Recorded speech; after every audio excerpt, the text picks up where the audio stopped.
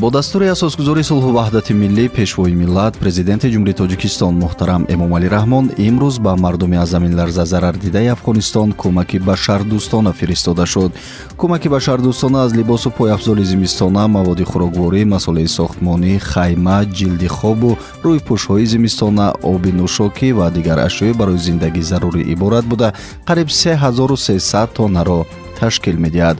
кӯмаки башардӯстона ба мардуми аз офати табиӣ зарардидаи Афғонистон тавассути 130 мошини боркашонӣ ба Афғонистон интиқол дода мешавад ва он намунаи олии ғамхорию дастгириҳои пайвастаи асосгузори сулҳу ваҳдати миллӣ пешвои миллат президенти ҷумҳурии Тоҷикистон муҳтарам Эмомалӣ Раҳмон аз мардуми давлати ҳамсояи Тоҷикистон ба ҳисоб меравад.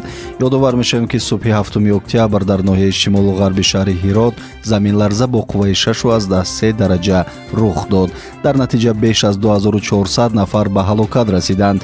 тибқи маълумоти идораи маҳаллии мубориза бо офатҳои табиӣ беш аз 600 манзили истиқоматӣ ва 13 деҳа хароб гардида шумораи зарардидагони заминларза ба 10,000 нафар расид. баъдан дар Афғонистон боз силсила заминларзаҳо ба амал омаданд ки дар натиҷаи онҳо низ нафарони зиёд ҳалок ва маҷрӯҳ гардиданд.